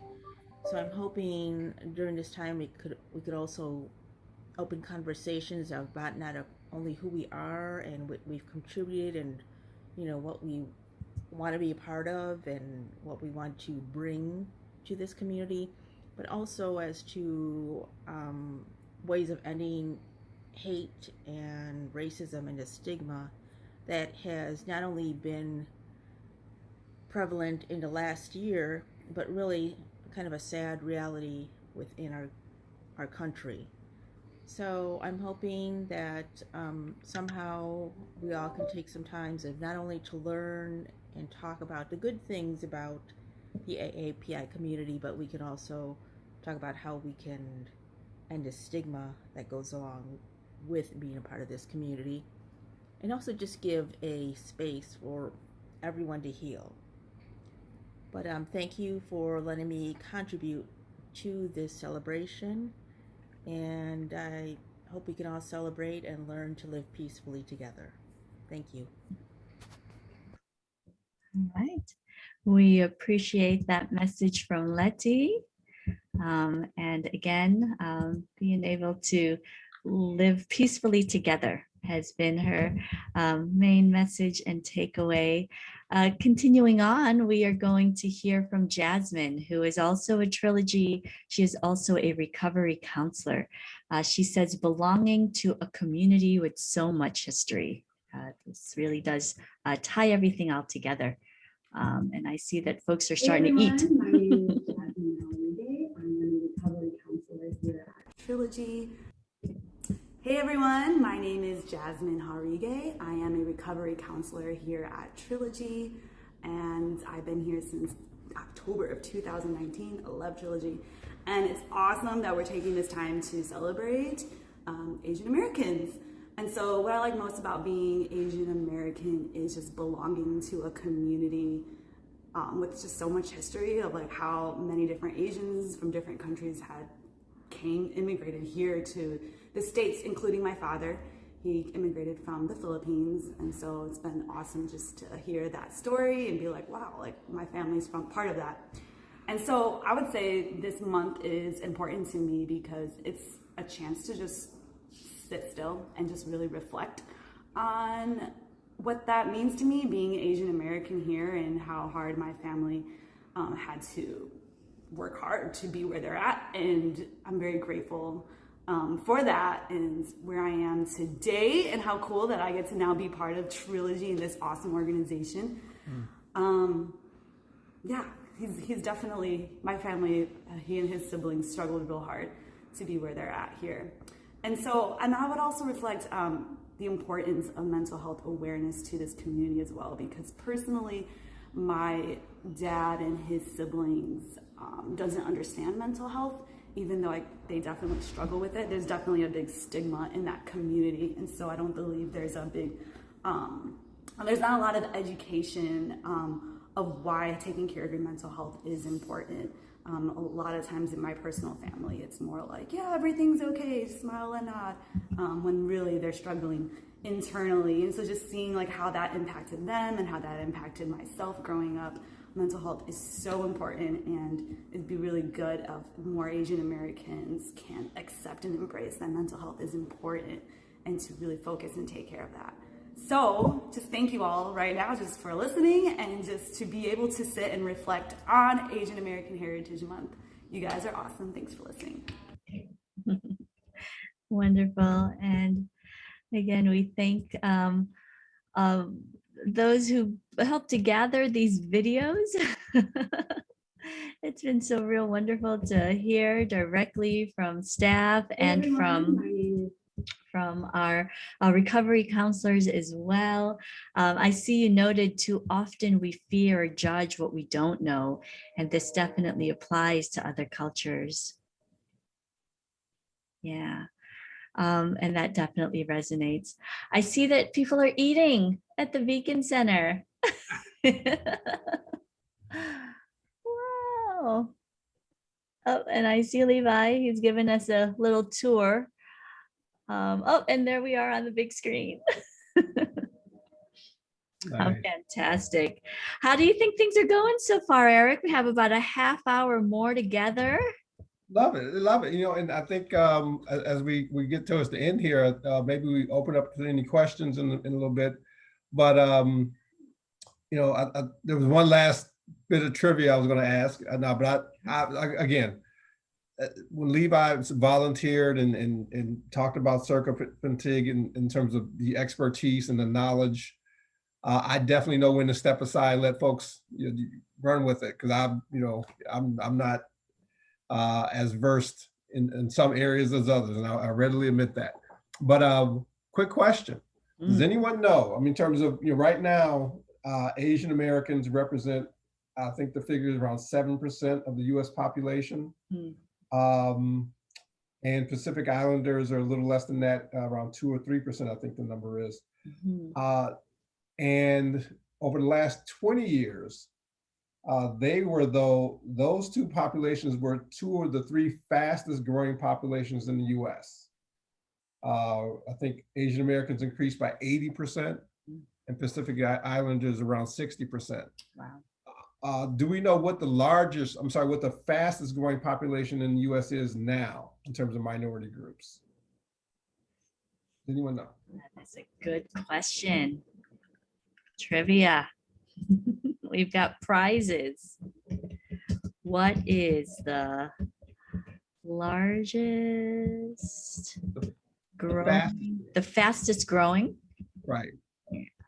Minority group in the US right now. Fastest growing minority group. So Indian, someone says Indian. Give it some more time. That's partially right. Oh, all right. And what minority group does India belong to? There's a larger umbrella. Ooh, I think I might. South Asian, again, partially right. It's Asian Americans. Oh, that was like a trick question. This is a throwaway, right? Everyone wins. They are projected. The minority group is projected to almost triple in size by 2060. Yeah. So it's in terms of all the things that are going on currently around the attacks and the hate that's being projected and directed towards Asian Americans. Again, and that's why I posted that. People I think folks fear change, absolutely fear the unknown, and for whatever reason, there's this, again, when it comes to people of color, in terms of immigrants, what are they bringing? What's their value? What's their, will they have American values? Will they have American beliefs? Whatever that is, and there's another tidbit, in terms of the immigrant culture in itself, and not to focus on immigration and but there's this belief that immigrants come here and are a burden, to the American way of life. I think I heard a stat the other day in terms of the Fortune 500 and the stock market in the U.S. S&P. I think it's like 45% or 50% of the corporations on the S&P and the stock market were founded by immigrants. I mean, so the value and the buying power and the stability and the jobs and the economic strength that all immigrant communities bring. It belies that stigma that's attached to, or immigrants come here and cause trouble and create violence and whatever that nonsense that a lot of people want to believe. That's not true. There's much a fabric of what America is as any other immigrant group that came before. Yeah. I just want to make sure I got that out there. Well, we appreciate, of course, and of course, it's already been mentioned as well in the commentary from the interviews from, your peers there at Trilogy, and of course, we're seeing this in the news. But there is good news. You've heard about the hate crimes, the anti-Asian hate. That has been a bill that was signed by our current administration. I'm just going to place a link to the NPR report in the chat box here so we can take a look at it for later. But you can see that there is now a new law, a new hate crimes law that aims to do as there has been this attack in Asian Americans. here in our country. And if folks have a chance to take a look and listen to, if you've missed it, of course, Vice President Kamala Harris, Asian American too, woman. Oh my goodness, we're making progress. She delivers a wonderful a speech about the bill right before she introduces President Biden. So, I mean, unfortunate. Last year, my children and I had a chance to visit, I mean, still during pandemic, but we were at the airport at O'Hare around the time of Father's Day. I needed to go see my father. He had some illness, but he was starting to recover. He lives out in Seattle. So we took the opportunity to go and see Grandpa. And blaring in the news at O'Hare was, Kung flu virus. I looked at the, to scapegoat and to blame this pandemic on anyone that looks like they may be Chinese or Asian. Right. This got me to think that assault that happened in New York City at the end of March, the woman who was assaulted, and you see the video, even the security people in the building closed the door behind her, like she's laying on the ground hurt. One thing we don't see about that video is there was a bystander across the street who was calling out and telling the man to stop what he was doing, but somehow distracted the man who was hurting this Asian woman, elderly woman, 65, walking on her way to church. And if it wasn't for the bystander stepping in, she could have been even more seriously hurt. And this story is actually very close to our family. The woman who had gotten hurt is my aunt's first cousin, was house sitting my aunt's apartment in New York, because my aunt was visiting me here in Chicago. And when she left the building, just the building next door to where you might have seen those disturbing footage, a man just kicked her, started stomping on her. And again, good thing, there was a bystander out there that helped to stop what was happening. But again, like you say, and maybe this is it, Eric, people are afraid. What do we do? Like just somehow that their way of life, that their belief system is somehow being attacked or being minimized, right? It's gonna go away. And I heard I was in a training the other day, and folks talk about resources and worth, or as kind of a pie. And if one group starts to expand, then another group has to diminish, right? Somehow has to lose something. But honestly, what's happening is the pie is just getting bigger. The pie isn't somehow just static and doesn't change size. But the pie is getting bigger, so everyone can now expand and benefit from what everyone is bringing to the table. So it's you're not losing anything. Actually, you're gaining in terms of knowledge, culture, understanding. Well, we applaud, of course, the work that Trilogy does, especially in the mental health. The man who was assaulting the elderly woman, he was yelling at her saying, "You don't belong." Go back to where you came from. But he was also a man who had been incarcerated, who has probably struggled with mental health and other things like restorative justice. How do we provide and continue these services? I think when we think about legislature and we think about supporting, more social services for people who need it, that is also something we should be minding and putting focus on. All right, I put in the chat box the AAPIbelong.com. This is actually very specific to the story of my aunt's cousin, Vilma, who was the one that was hurt there in New York City. And they had a GoFundMe and had raised a little bit of money, but they were committed to giving back to the communities to help and report these stories of Asian hate and just reporting. We're a culture where, like someone may have mentioned, there's the model myth, right? We don't speak up. We are almost invisible. We just want to blend in, not rock the boat. But we can no longer stay silent. So these are some ways that people are coming together. And again, how wonderful that we've got administration that is responsive.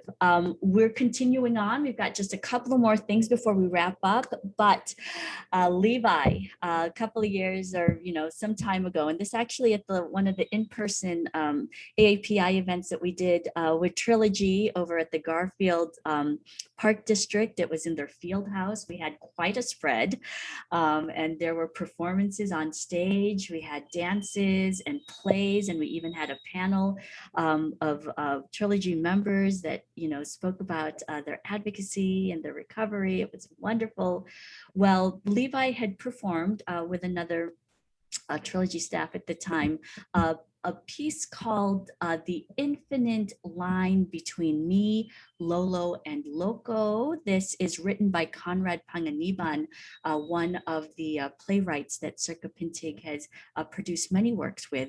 And it does discuss mental health directly. So let's take a look. This one's a little longer. It's about 15 minutes, so it might just get us right to the end. But before we end off, we also have a message from Cheryl from Trilogy as well. But we're doing super well, Eric. Thank you again for giving us the opportunity to share together.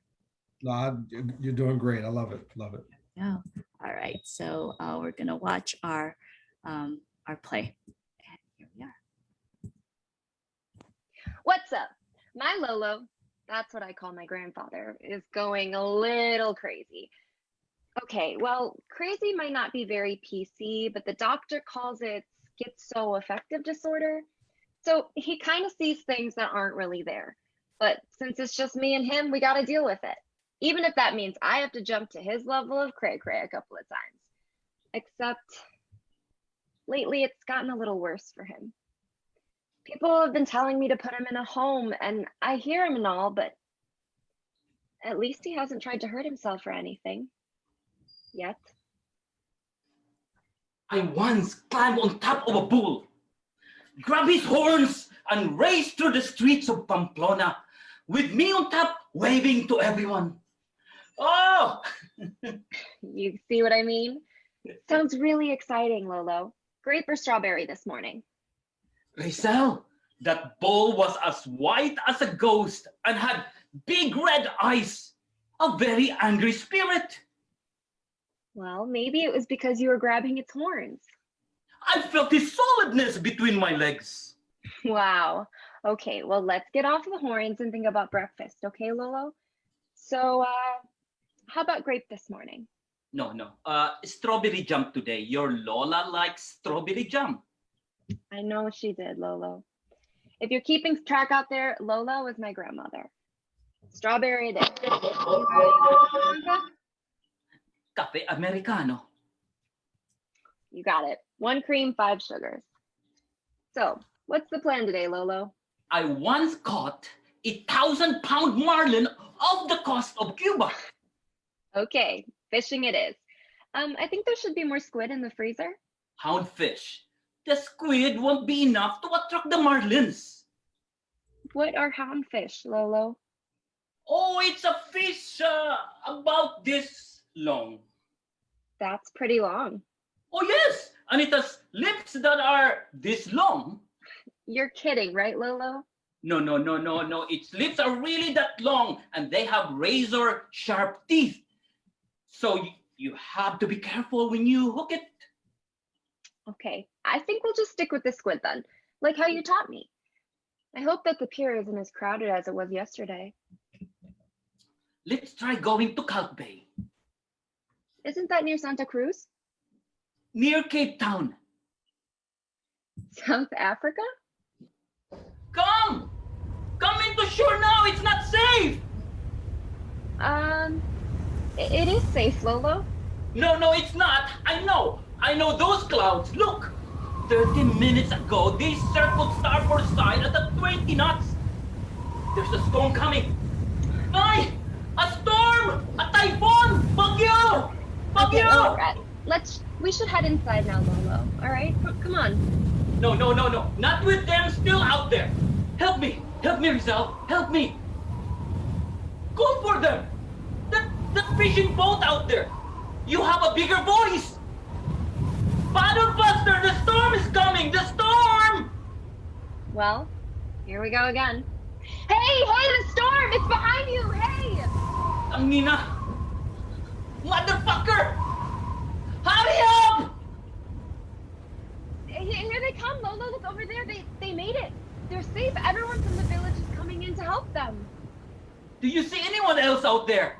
No, I can't see. The rain, the wind, it's too strong. We have to go back now. Not until all the boats are back. I cannot leave until they are safe. But the storm, it's getting worse. Not until they are all back. There.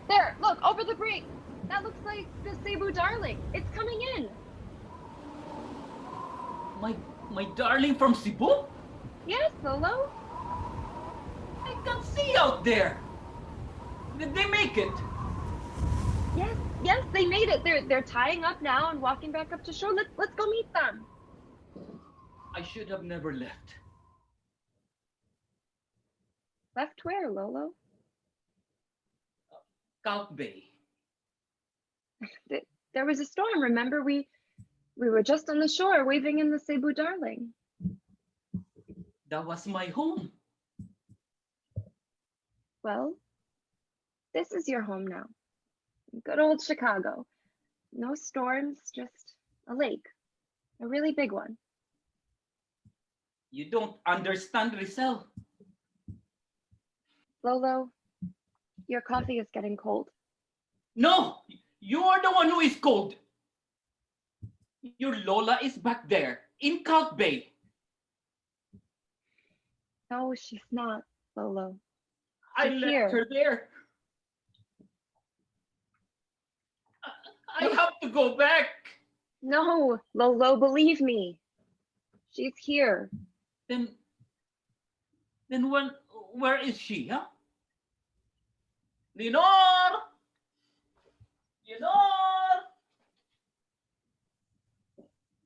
Where are you? Nasan ka, mahal? Come here!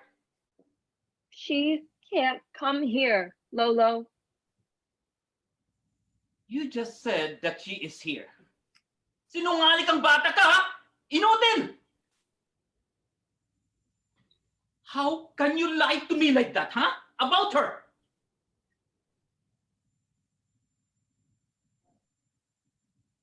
Oh, my darling from Cebu! I can feel her here. I can even smell her. Oh, I know the lotion she uses, so don't tell me she's not here. Can't you smell it? Even her roses. Oh, I can smell them too. It's in the air. It's in my clothes. Her scent is everywhere. No, Lolo. She's in Graceland Cemetery. All right. Okay, she's buried there because she is dead. Last year she had a stroke and fell down the backyard steps. I was there, remember? So give up that she's in Calc Bay because she's here. In the United States, in Chicago, in Graceland, on Clark and Irving Park, dead!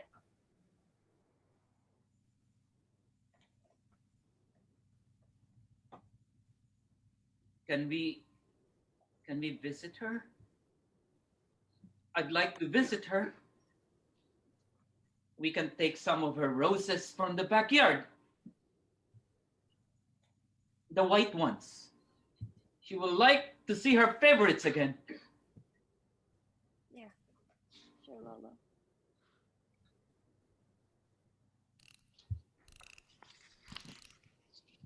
Zal! No, not you. The truth. Mm-mm. The truth! What are you talking about? Tell him! Tell who? What? You have to! Have to what? You know! Go away! Why can't you leave me alone? I can't. It's because of you that I am here. You are the one who did this! You! I didn't mean it. How many times did I tell you, huh? many times? How was I supposed to know?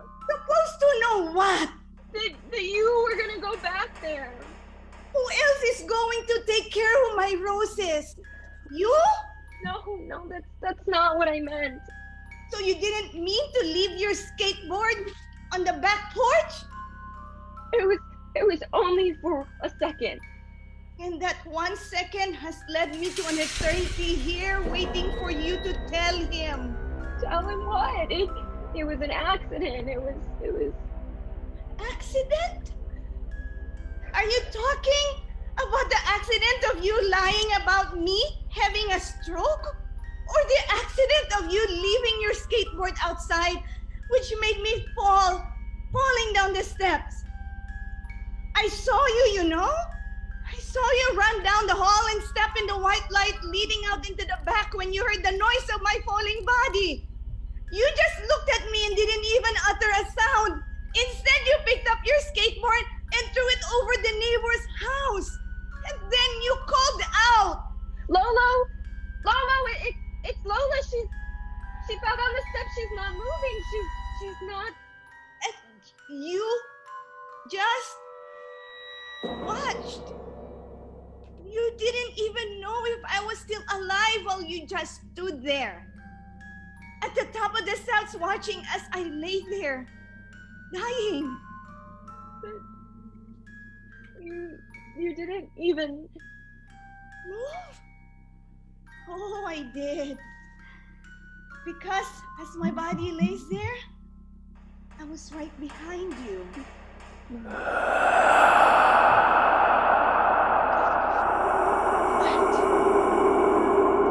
Please, just go away, okay? Please. I can't. You have imprisoned me here. Where? In your head.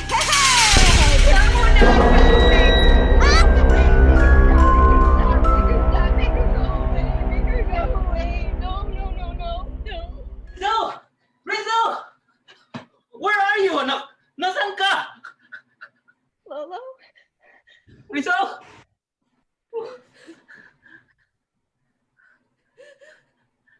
Good girl, good. Easy. Sige, upo ka. Upo. Sit down. Sit down. Everything is going to be okay.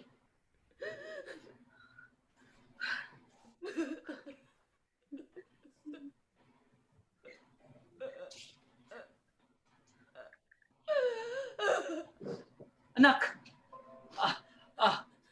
Ito. Open. Open, anak. Good. Now swallow. Good girl.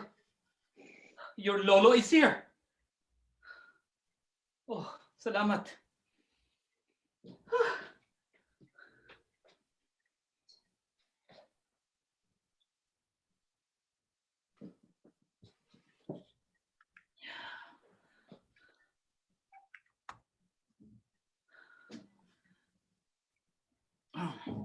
Hello, Dr.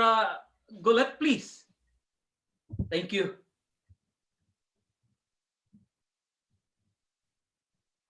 Dr. Golet, this is Sicario Bautista. It's Rizal and it's happening again. That schizo affected thing. It's back. Yes. I put the medication in his cereal, but it's only getting worse. 1 minute she's yelling into a storm, the next she's yelling at someone in her head. I don't know what to do anymore. Her grandmother knew, but you know what to do? It's only me now. And I don't know what to do. She just tried to hurt herself. She's never...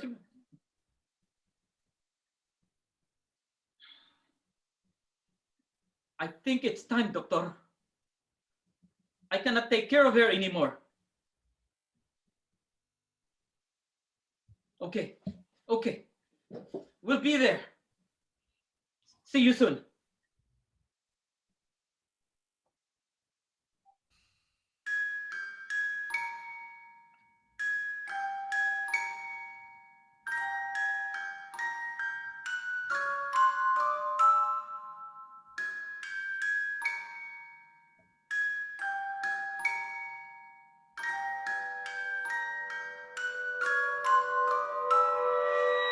All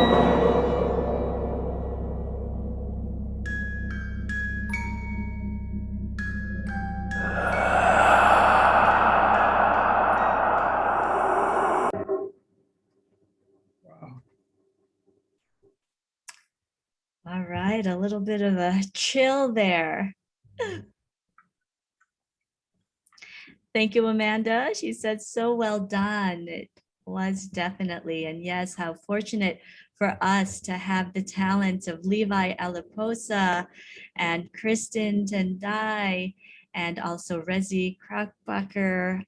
Playwright is Conrad A. Panganiban. He is a Filipino-American playwright in the Bay Area, but has collaborated in many ways with Circa Pintig here in Chicago. Fantastic. Okay, we have one final interview to hear from. This will be Cheryl, but I feel really great about what we've done here today, Eric. You know, I totally didn't know what to expect, but it's always better than I hope for. It's really, really inspiring, informative, emotional. Just, you know, a great job. I really can't thank you and Levi enough. My goodness. Well, for us, it's all about community. It's all about sharing and giving back, empowering, uplifting, processing, and healing. And thank you all so much for giving us the opportunity to share and collaborate. Let me go on ahead and continue to just share a bit of the some of the things that we may not have gotten to, but you know, in the future, these are ways that we can continue to share our history and our stories. Journey for Justice is a children's book that was just published a couple of years back. Circa Pintig was able to host the book tour written by Dr. Dawn, who is a Filipina. She had passed away, unfortunately, before the actual book's launch, but she was definitely an advocate for Filipino Americans and ethnic studies. And Larry Itliong is now in our history books. He is now being represented, a Filipino American, and children will learn because of this great book that was published. There's a great music video as well to check out. I'll put that in the chat box. And then, of course, lots of different ways as far as our call for action goes. But before we get to that, let's hear from Cheryl Munoz, who is Trilogy's Human Resources Director. Remember, of the interviews that we asked, the big questions were, what does it mean to you being an Asian American, and what is this in regards to mental health, and about Asian American contributions to the fiber of this nation? So let's hear Cheryl Munoz's response to some of those questions.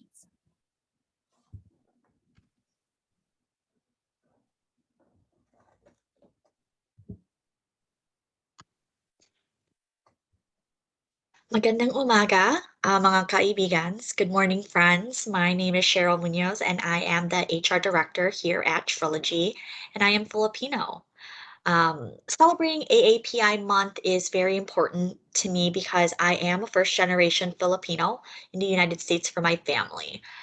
Thinking back, I can only imagine how difficult of a transition it must have been for both of my parents to leave the Philippines and move to another country where, you know, they were unfamiliar with this country and they didn't have any family here. And essentially, they did this to pursue a better life for themselves, to essentially live that American dream. Growing up, I saw my parents work, you know, really, really hard to ensure that my sister and I had a good upbringing. For most of my life, both my parents worked two jobs, and that hard work and grit really stuck to me. So celebrating AAPI month is celebrating my parents and all the Asian Americans that have had a similar journey and or who dream to have a similar journey. Celebrating Mental Health Awareness Month is also extremely important, as that helps to break the stigma of mental health. The more that we are able to talk about mental health, the more it becomes a part of our life. In the Asian community, talking about mental health or even seeking treatment for mental health is really taboo. It's not something that you do. Growing up, it really wasn't a part of any conversations that I had with my family. I do recall a conversation recently that I actually had with one of my colleagues, and she had indicated that mental health services are so few for the Asian community in comparison to other minority groups. But that wasn't because the Asian community didn't experience mental health illnesses, but that the Asian community just didn't seek out these services. And so with AAPI month being the same month as Mental Health Awareness Month, it gives us an opportunity to bridge that gap and to have more conversations that normalize mental health. What makes me proud of my community's contributions? Filipinos have a really strong sense of family and togetherness, and those values were instilled in me growing up, and that essentially has helped me be the person that I am today, and I use those values in the decisions I make every day.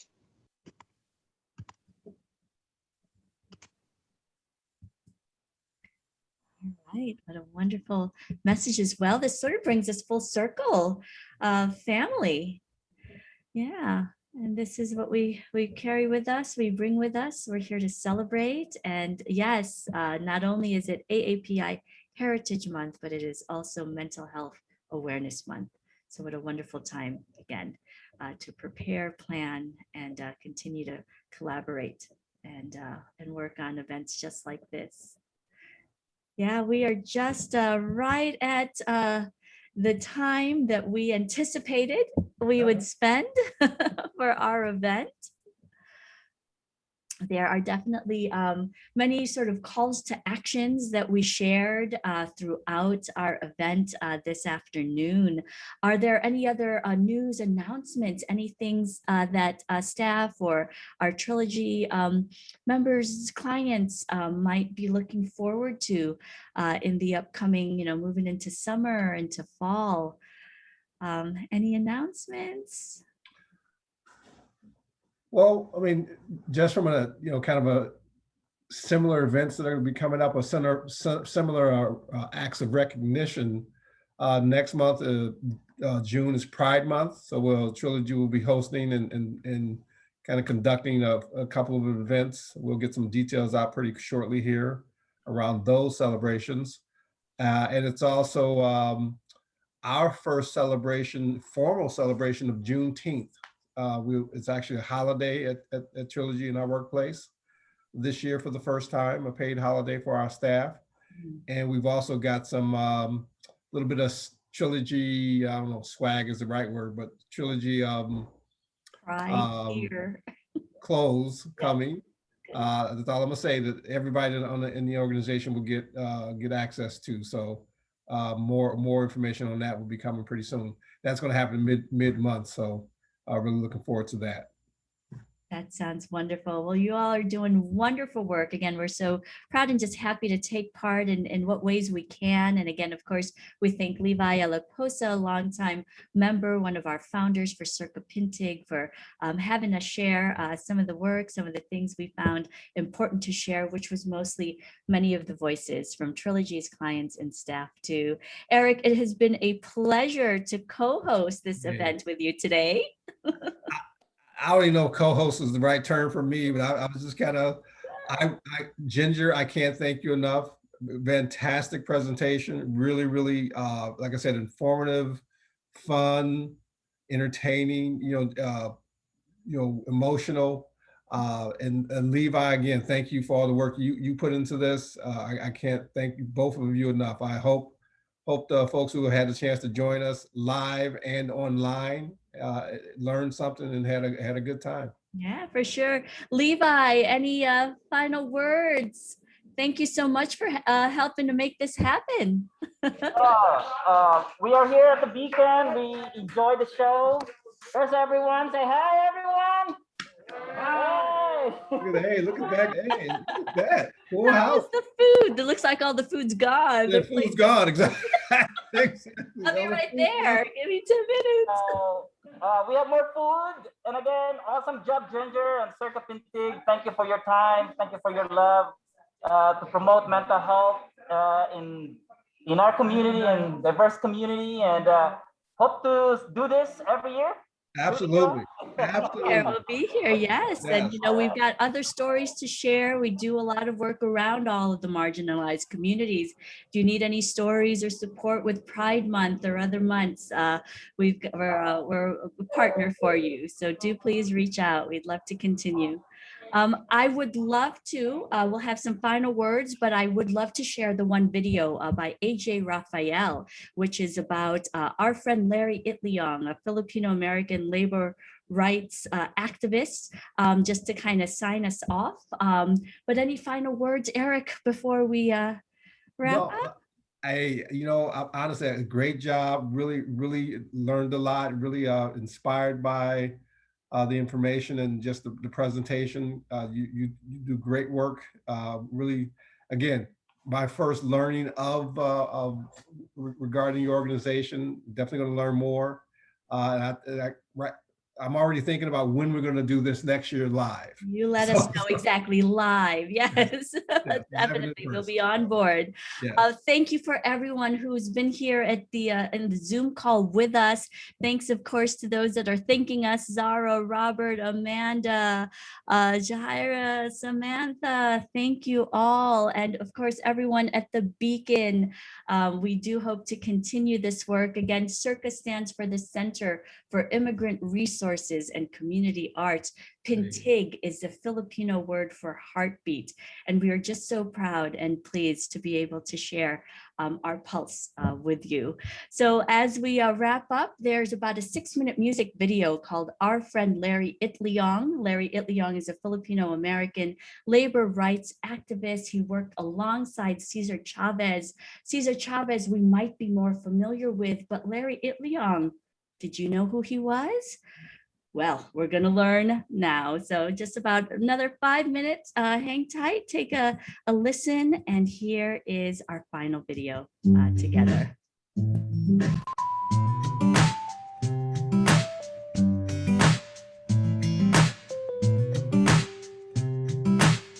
What happens when our history finally makes it on the page? There's something missing that our schools just don't say. So maybe it's time that we put our story right where it rightfully belongs. Let's learn some more about our friend Larry Itliong. Larry was an immigrant man. He left the Philippines for the American dream and came here to study law. At least that was his goal, but then reality hit, couldn't afford the toll. So he became a farm worker, working in Alaska, Washington, and in California. He lost 3 fingers from working so hard. He was called 7 Fingers from that point on. Ha. But before we get into what he did, you gotta learn what a strike in a union is. A union is an organized group of workers, and a strike is when those workers protest their employers. So Larry got the Filipinos in the unions to stand up for fair wages and good working conditions. He started a strike, and I'll tell you why it matters. So let's turn the page to the very first chapter. What happens when our history finally makes it on the page? There's something missing that the schools just don't say. So here we are, telling the story of a man who knew right from wrong. Let's learn some more about our friend Larry Itliong. Modesto was nicknamed Larry by his dad and his mom. He was born in the Philippines in Pangasinan. Since he was little, wanted to go to America. A briefcase, nice suit, and beautiful fedora. He turned 15 and made his dreams come true. He didn't have his dad's permission, but he still went through. Gambled all his savings for a ship that left Manila with only $50. He dreamt of becoming a lawyer. Arrived in Seattle, met the other Filipinos. They all gave up their dreams to survive, so now he knows realities are coming to the country of your dreams. It was definitely harder than it seemed. So he became a farm worker all over the states. He noticed that Filipinos were not getting fairly paid. He joined his fellow farm workers to fight for what was right. Let's fast forward to the Delano grape strike.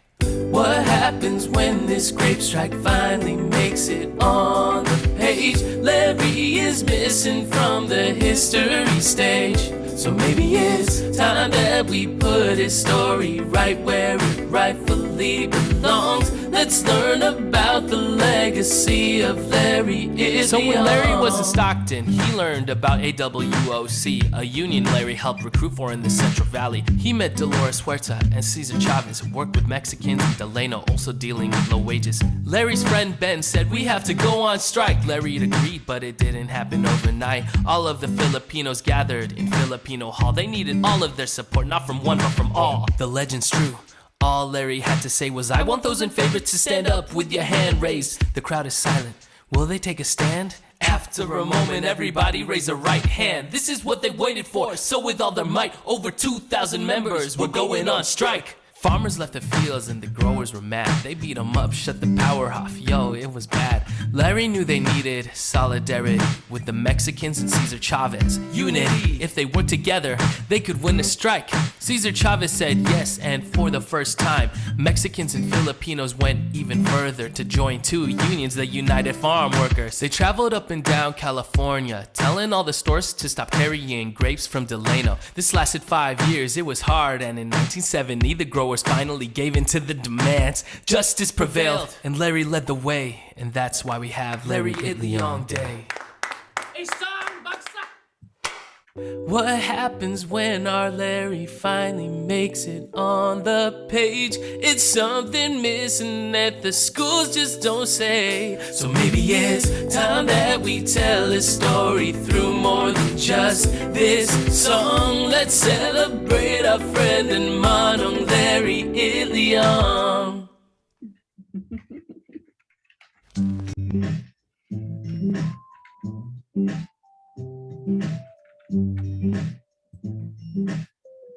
Right. We are, whew, you know, I just realized that we said 90 minutes, Eric. Oh, Hey, you know, I we had a enjoyed lot my of fun, time so right? well. I didn't realize we were going into the 2 hour. That's okay. That's you know, hope and we kept most of the people who got on. So I forgot to mention we recorded this. We're going to post it on Circa Pintig site and Trilogy's Facebook site. Yes. And find other ways to share it. So definitely the folks who couldn't make it will absolutely have a chance to drop in and listen to different parts of it. You know, this was so valuable. I could go for another hour. Yeah, the whole month should be just spent this way. Make Right, the whole right. Summer. Nice and cold food next time for sure. Oh, yeah, let's just do an hour on food next time. All food. That would be great. Eric, it was very nice to meet and work with you today. We will be seeing everyone. And yes, we are now going to be in those history books. Look out for all the, hopefully, legislation that will continue to pass through the House. That TEACH Act is going to be a way that our students here in Illinois will get to learn about these stories. And again, you know, our stories are important. Our mental health is important. And coming together and celebrating together is important. So we were glad of this opportunity. All right, we will be signing off, everyone. Thanks again. Thank you, Ginger. Great job. Really, really enjoyed it. Thank you. All right, it is our pleasure. All right, I'll go on ahead and log us off, and then we'll be in touch to ensure that we know how to share this with our communities, those who didn't have a chance to be with us today. All right. Thanks, Ginger. Bye-bye, everyone. Bye-bye, Eric, Levi, Trilogy friends. Take good care. Enjoy your holiday weekend. Memorial Day is on Monday. All right. Bye-bye.